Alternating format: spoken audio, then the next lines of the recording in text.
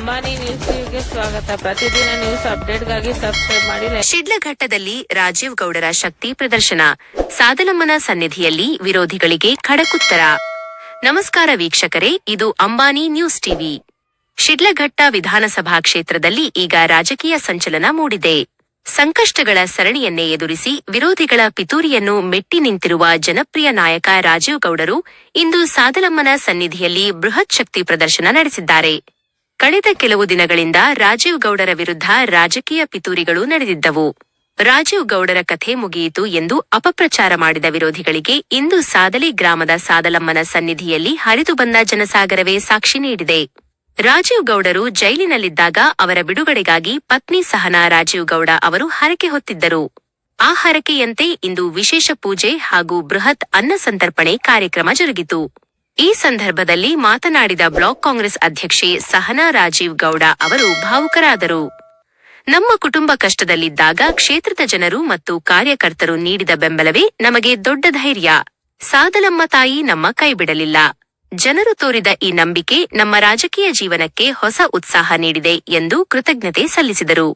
ಇನ್ನು ವಿರೋಧಿಗಳ ವಿರುದ್ಧ ಗುಡುಗಿದ ರಾಜೀವ್ ಗೌಡರು, ಸತ್ಯವನ್ನು ಯಾರೂ ಮರೆಮಾಡಲು ಸಾಧ್ಯವಿಲ್ಲ. ನನ್ನ ಮೇಲೆ ರಾಜಕೀಯ ಸಂಚು ರೂಪಿಸಿದವರಿಗೆ ಆ ದೇವಿಯೇ ಶಿಕ್ಷೆ ನೀಡುತ್ತಾಳೆ.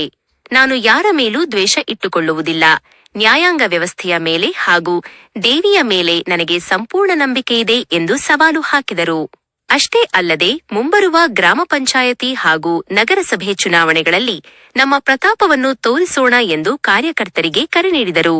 ಕಾರ್ಯಕ್ರಮದಲ್ಲಿ ಹಿರಿಯ ಕಾಂಗ್ರೆಸ್ ಮುಖಂಡರಾದ ಗುಡಿಯಪ್ಪ, ಅಪ್ಸರ ಪಾಷಾ, ಮತ್ತೂರು ವೆಂಕಟೇಶ್, ಡಾಲ್ಫಿನ್ ನಾಗರಾಜ್, ಬಸವಪಟ್ಟಣ ಮೂರ್ತಿ, ದೇವರಾಜ್, ನಾಗನರಸಿಂಹ, ಮನುಗುಡಿಹಳ್ಳಿ ನರೇಂದ್ರ, ಚಲಪತಿ, ಗಾಯತ್ರಿ, ಯಾಸ್ಮಿನ್ ತಾಜ್ ಸೇರಿದಂತೆ ಕ್ಷೇತ್ರದ ನೂರಾರು ಪ್ರಮುಖರು ಭಾಗವಹಿಸಿ ರಾಜೀವ್ ಗೌಡರಿಗೆ ಬೆಂಬಲ ಸೂಚಿಸಿದರು. ಇಂದಿನ ಈ ಕಾರ್ಯಕ್ರಮದ ಮೂಲಕ ರಾಜೀವ್ ಗೌಡರು ಕ್ಷೇತ್ರದಲ್ಲಿ ತಮ್ಮ ಹಿಡಿತವನ್ನು ಮತ್ತೊಮ್ಮೆ ಸಾಬೀತುಪಡಿಸಿದ್ದಾರೆ. ಅಂಬಾನಿ ನ್ಯೂಸ್ ಟಿವಿಗಾಗಿ ವರದಿಗಾರ ಮಾನಸ್, ಶಿಡ್ಲಘಟ್ಟ. ಸಾದಲಮ್ಮ ದೇವಿ ತುಂಬ ಪ್ರಸಿದ್ಧ ದೇವಾಲಯ ಇದು. ಇಲ್ಲಿ ನಮಗೆ ರಾಜಕೀಯ ಪಿತೂರಿಗಳೂಡೋದಂಥ ಸಂದರ್ಭದಲ್ಲಿ, ತೊಂದರೆಗಳಾದಂಥ ಸಂದರ್ಭದಲ್ಲಿ ಸಹನಾ ನನ್ನ ವೈಫು, ಈ ತಾಯಿಯಲ್ಲಿ ನಾವು ಯಾವಾಗಲೂ ಕೂಡ ಏನೋ ಒಂದು ಒಳ್ಳೆ ಕೆಲಸದ ಬಂದು ತಾಯಿಯಲ್ಲಿ ಒಂದು ಕೋರಿಕೆ ಇಟ್ಟು ಹೋಗ್ತೀವಿ. ಏನೋ ಒಂದು ಒಳ್ಳೆ ಕೆಲಸ ಏನೇ ಪ್ರಾರಂಭ ಮಾಡಬೇಕಾದ್ರೆ ತಾಯಿ ದರ್ಶನ ಪಡ್ಕೊಂಡು ಹೋಗ್ತೀವಿ. ಆ ತಾಯಿಯಲ್ಲಿ ಒಂದು ಕೋರಿಕೆ ಇಟ್ಕೊಂಡಿದ್ದಾರೆ. ಇದೆಲ್ಲ ತೊಂದರೆಗಳೆಲ್ಲ ನಿವಾರಣೆ ಆದಮೇಲೆ ಬಂದು ಇಲ್ಲೊಂದು ನಮ್ಮ ತಾಲೂಕಿನ ಜನತೆಗೆಲ್ಲ ಕರೆದು ಒಂದು ಪೂಜೆಗೆ ಇಟ್ಕೋತೀವಿ ಅನ್ನೋ ಒಂದು ಹರಕೆ ಇಟ್ಕೊಂಡಿದ್ರು. ಹರಕೆ ಅಂತೆ 3 ವಾರ ಪೂಜೆ ಮಾಡಿಸ್ತೀನಿ ಅಂತ ಹೇಳಿದ್ವಿ. ಇವತ್ತು 3ನೇ ವಾರ ಪೂಜೆ ಮಾಡಿ ಅದರೊಟ್ಟಿಗೆ ಇವತ್ತು ನನ್ನ ಜೈಲಿಗೆ ಕಳಿಸುವಂಥ ಸಂದರ್ಭದಲ್ಲಿ ನನ್ನ ಕಷ್ಟ ಕಾಲಕ್ಕೆ ನಿಂತಂಥ ಎಲ್ಲ ನಮ್ಮ ಶಿಡ್ಲಘಟ್ಟ ವಿಧಾನಸಭಾ ಕ್ಷೇತ್ರದ ಎಲ್ಲ ನಮ್ಮ ಕಾರ್ಯಕರ್ತರಿರ್ಬೋದು, ಮುಖಂಡರುಗಳಿರ್ಬೋದು, ಎಲ್ಲ ನಮ್ಮ ಸ್ನೇಹಿತರುಗಳಿರ್ಬೋದು, ನಮ್ಮ ಹಿತೈಷಿಗಳಿರ್ಬೋದು, ವಿಶೇಷವಾಗಿ ನಮ್ಮ ಮಾಧ್ಯಮ ಮಿತ್ರರು ಕೂಡ ಇರ್ಬೋದು, ಎಲ್ರಿಗೂ ಒಂದು ಇವತ್ತು ಆ ತಾಯಿ ಒಂದು ಪೂಜೆಗೆ ಇಟ್ಕೊಂಡು ಒಂದು ವಿಶೇಷವಾಗಿ ಆ ಒಂದು ಊಟದ ವ್ಯವಸ್ಥೆ ಕೂಡ ಮಾಡೋಣ ಅಂತ ಹೇಳ್ಬಿಟ್ಟು ಇವತ್ತು ಅಂದ್ಕೊಂಡು, ಅದಕ್ಕೆ ಇವತ್ತು ಕೆಲವರು ಯಾರೋ ನಮಗೆ ಆಗದೆ ಇರೋಂಥ ಯಾರೋ ಪಿತೂರಿ ಹೊಡೆದಂಥವ್ರು ಅವ್ರು ಹೇಳ್ತಿದ್ರು, ಇಲ್ಲ ರಾಜೀವ್ ಗೌಡ್ರದ್ದು ಕತೆ ಮುಗಿದೋಗ್ಬಿಟ್ಟಿದೆ, ಇನ್ನು ರಾಜೀವ್ ಗೌಡರು ಶಿಡ್ಲಘಟ್ಟಕ್ಕೆ ಬರಲ್ಲ, ರಾಜೀವ್ ಗೌಡರು ಶಿಡ್ಲಘಟ್ಟಕ್ಕೆ ಇನ್ನು ಮುಗೀತು ಅಷ್ಟೇ ಅನ್ನೋ ಮಾತನ್ನು ಕೂಡ ಏನೋ ಅಪಪ್ರಚಾರಗಳು ಹಬ್ಬಿಸ್ತಾ ಇದ್ರು. ಹಂಗಾಗಿ ಇವತ್ತು ನಮ್ಮ ಸಾದಲಮ್ಮನ ದೇವಸ್ಥಾನದಲ್ಲಿ ಪೂಜೆ ಇಟ್ಕೊಂಡು ಇವತ್ತು ಒಂದು ಊಟಕ್ಕೆ ಇಟ್ಕೊಳ್ಳೋಂಥ ವ್ಯವಸ್ಥೆ ಕೂಡ ಮಾಡಿದ್ವಿ.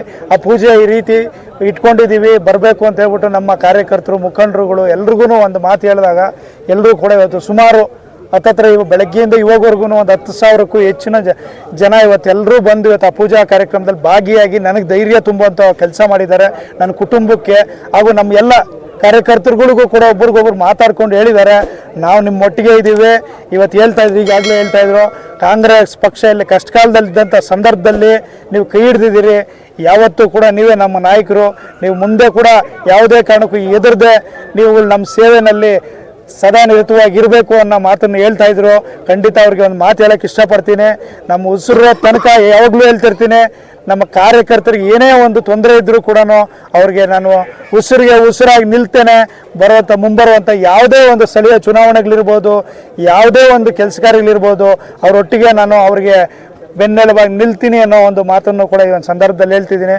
ವಿಶೇಷವಾಗಿ ನನಗೆ ಯಾರು ಇರಲಿ, ಒಳ್ಳೆಯದು ಕೆಟ್ಟದ್ದು ಯಾರೇ ಆಗಿರಲಿ, ಒಳ್ಳೇದು ಮಾಡಿದವ್ರಿಗೂ ನಾನು ಧನ್ಯವಾದಗಳನ್ನು ತಿಳಿಸ್ತಿದ್ದೀನಿ, ನನಗೆ ತೊಂದರೆ ಮಾಡಿದಂಥವ್ರಿಗೂ ಧನ್ಯವಾದಗಳು ತಿಳಿಸ್ತಿದ್ದೀನಿ. ಅವ್ರು ಮಾಡೋದು ತಪ್ಪು ಅನಿಸಿದ್ರೆ ಅವರೇ ಪಶ್ಚಾತ್ತಾಪ ಪಡಲಿ. ಆ ತಾಯಿ ಸಾದಲಮ್ಮ ದೇವಿ ಇದ್ದಾರೆ, ಅವ್ರನ್ನ ಆ ತಾಯಿನೇ ಏನು ಶಿಕ್ಷಿಸಬೇಕೋ ಇಲ್ಲ ಕ್ಷಮಿಸಬೇಕೋ ಆ ತಾಯಿನೇ ಮಾಡ್ತಾರೆ ಅನ್ನೋ ಒಂದು ಮಾತನ್ನು ಕೂಡ ಈ ಒಂದು ಸಂದರ್ಭದಲ್ಲಿ ಹೇಳಕ್ಕೆ ಇಷ್ಟಪಡ್ತೀನಿ. ಸರ್, ಕಾರ್ಯಕರ್ತರ ಈ ಬೆಂಬಲಕ್ಕೆ ನೀವು ಯಾವ ರೀತಿ ಕಾರ್ಯಕರ್ತರ ಬೆಂಬಲಕ್ಕೆ ಎಲ್ಲರೂ ಕೂಡ ಇವತ್ತು ನಾನು ಉಸಿರಾಗಿ ನಿಂತಿದ್ದಾರೆ. ನನಗೆ ಅದಕ್ಕೆ ಅವ್ರ ಉಸಿರಿಗೆ ನಾನು ಉಸಿರಾಗಿ ನನ್ನ ಉಸಿರೋ ತನಕ ಅವ್ರದ್ದು ಏನೇ ತೊಂದರೆ ಇದ್ದರೂ ಕೂಡ ನಾನು ನಿಲ್ತೇನೆ. ಅವ್ರಿಗೆಲ್ರಿಗೂ ಕೂಡ ನಾನು ಚಿರುಣಿಯಾಗಿರ್ತೇನೆ. ನಾನು ಮತ್ತು ನನ್ನ ಕುಟುಂಬ ಯಾವತ್ತೂ ಚಿರುಣಿಯಾಗಿರ್ತೇವೆ ಅನ್ನೋ ಮಾತನ್ನು ಹೇಳಕ್ಕೆ ಇಷ್ಟಪಡ್ತೀನಿ.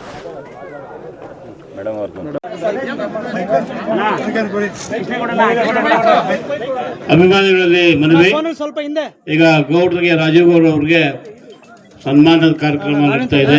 ದಯವಿಟ್ಟು ಎಲ್ಲ ಕಾರ್ಯಕರ್ತರು ನಾಯಕರು ಅವರಿಗೆ ಹಲೋ, ಈ ಒಂದು ಸುಂದರ ಕಾರ್ಯಕ್ರಮದಲ್ಲಿ ನನ್ನ ಹೆಸರು ಕೃಷ್ಣ. ಈ ಒಂದು ಪರ್ವಕಾಲದಲ್ಲಿ ಇಷ್ಟು ಸಾಗರೋಪಾದಿಯಲ್ಲಿ ಜನಸಮೂಹ ಸೇರಿರುವುದು ಅವರ ವ್ಯಕ್ತಿತ್ವಕ್ಕೆ ತಂದ ಗೌರವವು ಕೂಡ ಆಗಿದೆ ಅನ್ನುವಂಥ ಮಾತನ್ನ ಈ ಸಂದರ್ಭದಲ್ಲಿ ನಾನು ಹೇಳಲಿಕ್ಕೆ ಬಯಸ್ತೇನೆ. ಗೌಡ್ರೆ, ಈ ರಾಜಕೀಯ ವ್ಯವಸ್ಥೆಯಲ್ಲಿ ಯಾವುದಕ್ಕೂ ಹೆದರುವಂತಹ ವ್ಯವಸ್ಥೆ ಇಲ್ಲ. ಸರ್ವರಿಗೂ ಸಮಪಾಲು ಸಮಬಾಳು ಕೊಟ್ಟಂತಹ ಈ ಪ್ರಜಾತಂತ್ರ ವ್ಯವಸ್ಥೆಯಲ್ಲಿ ಎಲ್ಲರಿಗಿಂತ ದೊಡ್ಡ ಶಕ್ತಿ ಅಂತಂದ್ರೆ ಅದು ಜನಸಮೂಹ. ಇನ್ನು ಮುಂದೆ ಇಂತಹ ಸಂದಿಗ್ಧ ಪರಿಸ್ಥಿತಿಯಲ್ಲಿ ಕಾಲಿಗೆ ಚಕ್ರವನ್ನ ಕಟ್ಟಿಕೊಂಡು ಹಳ್ಳಿಗಳಿಗೆ ಸುತ್ತಾಡಿ ತಮಗೆ ಆಗಿರುವಂತಹ ಒಂದು ಅನ್ಯಾಯವನ್ನ ಜನತಾ ನ್ಯಾಯಾಲಯದಲ್ಲಿ ತಾವು ಇಡಬೇಕು ಅನ್ನುವಂಥದ್ದನ್ನ ನಾನು ವಿನಂತಿಸಿಕೊಳ್ಳುತ್ತಿದ್ದೇನೆ. ಒಂದು, ಎರಡನೇದಾಗಿ ನಾನು ಒಬ್ಬ ಅತ್ಯಂತ ಹಿರಿಯ ರಾಜಕಾರಣಿ ಕೂಡ. 224 ಜನ MLAಗಳಿಗೆ ಬಿ ಫಾರಂ ನಾನೇ ಕೈಯಲ್ಲಿ ಬರೆದಂತ ಒಬ್ಬ ಕಾರ್ಯಕರ್ತ. ನಾನು ಕೃಷ್ಣರಾವ್ KPCC ಅಧ್ಯಕ್ಷರಾದಂತಹ ಕಾಲಘಟ್ಟದಲ್ಲಿ ಇಡೀ ಈ ರಾಜಕೀಯ ವ್ಯವಸ್ಥೆಯನ್ನ ಬಲ್ಲಿದೆ. ನೆನಪಿರ್ಲಿ, ನಮ್ಮ ಹುಡುಗ ಪ್ರದೀಪ್ ಈಶ್ವರ್ ಅಂತ ನನ್ನ ಶಿಷ್ಯ ಕೂಡ ರಾಜಕೀಯ ವ್ಯವಸ್ಥೆಯಿಂದ ಜೈಲಿಗೆ ಕಳಿಸಿದ್ರು. ಯಾರು ಜೈಲಿಗೆ ಕಳಿಸಿದ್ರು ಅವರೇ ಬಂದು MLA ಆದ್ಮೇಲೆ ಹಾರ ಹಾಕಿ ಸಲ್ಯೂಟ್ ಹೊಡೆದ್ರು. ಇದು ಈ ಒಂದು ರಾಜಕೀಯ ವ್ಯವಸ್ಥೆ. ಹಾಗಾಗಿ ದಯಮಾಡಿ ಶಿಡ್ಲಘಟ್ಟ ತಾಲ್ಲೂಕು ಒಳ್ಳೆಯ ಸುಸಂಸ್ಕೃತವಾದಂತಹ ತಾಲ್ಲೂಕು. ಕರ್ನಾಟಕ ರಾಜ್ಯದಲ್ಲಿ ರಾಜಕೀಯ ವ್ಯವಸ್ಥೆಯಲ್ಲಿ ಕೂಡ ಒಳ್ಳೆಯ ಹೋರಾಟಗಳಿಂದ ಬಂದಿರತಕ್ಕಂಥ ತಾಲ್ಲೂಕು. ಹಾಗಾಗಿ ನೀವೆಲ್ಲ ಕೂಡ ನಿನ್ನೆ ಗುಡಬಂಡೆಯಲ್ಲಿ ಕೂಡ ನಿಮ್ಮದೇ ವಿಚಾರವನ್ನ ಸಾಕಷ್ಟು ಸುದೀರ್ಘವಾಗಿ ಮಾತಾಡಿದೀವಿ. ನಾವು KH ಮುನಿಯಪ್ಪನವರು, ಸುಬ್ಬಾರೆಡ್ಡಿ ಅವರು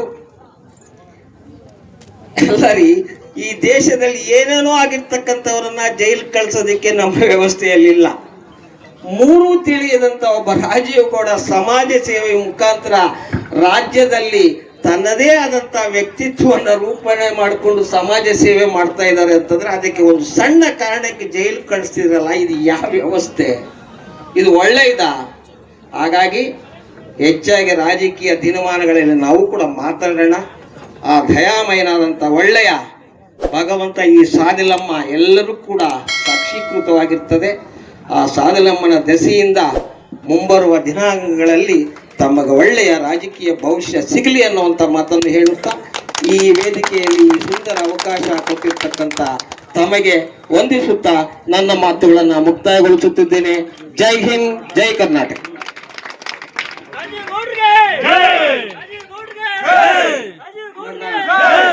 ಆತ್ಮೀಯ ಸ್ನೇಹಿತರು, ಸುಮಾರು 40 ವರ್ಷದಿಂದ ಸುದೀರ್ಘವಾಗಿ ನಾವು ಅವರ ಜೊತೆಯಲ್ಲಿ ಕೆಲಸ ಮಾಡ್ಕೊಂಡು ಬಂದಿದ್ದೀವಿ ಕಾಂಗ್ರೆಸ್ ಪಕ್ಷದ ಪರವಾಗಿ. ಅವರು ಅತ್ಯಂತ ಹಿರಿಯ ರಾಜಕಾರಣಿ ಹೌದು. ಜೊತೆಗೆ ನಮ್ಮ ತಾಲೂಕೇ ಬೇರೆ, ಗುಡಿಬಂಡೆ ತಾಲೂಕೇ ಬೇರೆ.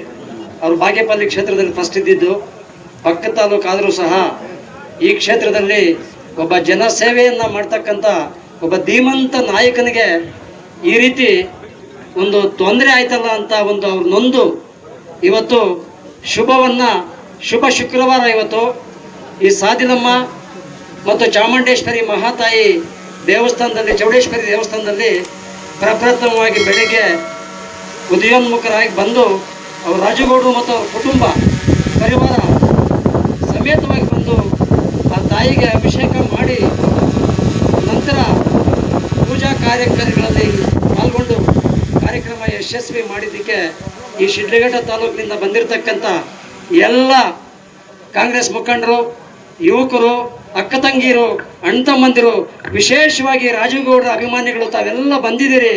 ಅವ್ರ ಪರವಾಗಿ, ಅವ್ರ ಕುಟುಂಬದ ಪರವಾಗಿ ಈ ಕ್ಷೇತ್ರದ ಅತ್ಯಂತ ಎಲ್ಲರಿಗೂ ನಾನು ಅನಂತ ಅನಂತ ಕೋಟಿ ಕೋಟಿ ನಮಸ್ಕಾರಗಳನ್ನು ಈ ಸಂದರ್ಭದಲ್ಲಿ ಬಯಸಲಿಕ್ಕೆ ಇಷ್ಟಪಡ್ತೀನಿ. ಬಂಧುಗಳೇ, ಆ ಕೃಷ್ಣಪ್ಪನವರು ನಾವೆಲ್ಲ ಜೊತೆಯಲ್ಲಿದ್ದಾಗ ಸಾಮಾಜಿಕ ಹೋರಾಟಕ್ಕೆ ಅವರು ನಾಂದಿಯನ್ನ ಕೊಟ್ಟಿರ್ತಕ್ಕ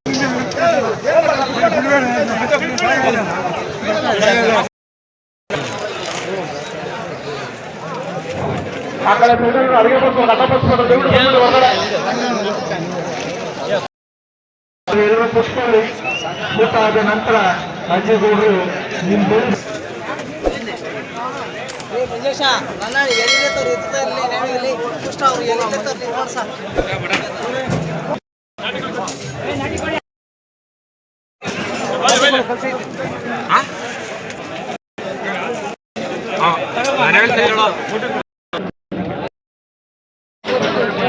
మీరంతా సర్లేండి, నేను పేపర్ కార్డు కలెక్ట్ చేస్తాను.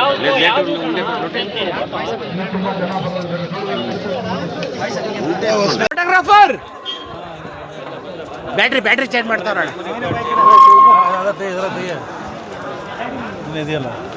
ಆಯ್ತು.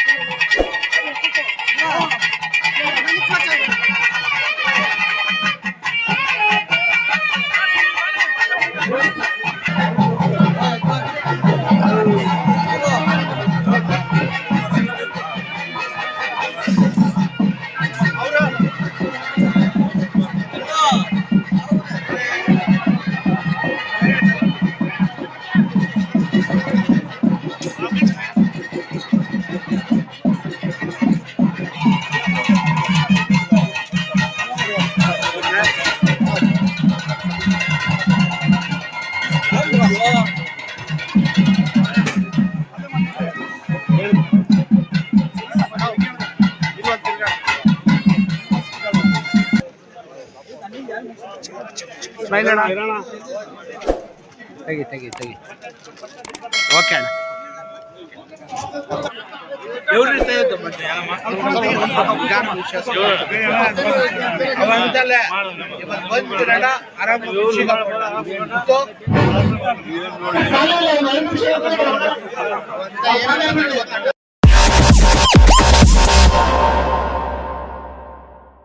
Subscribe to my channel.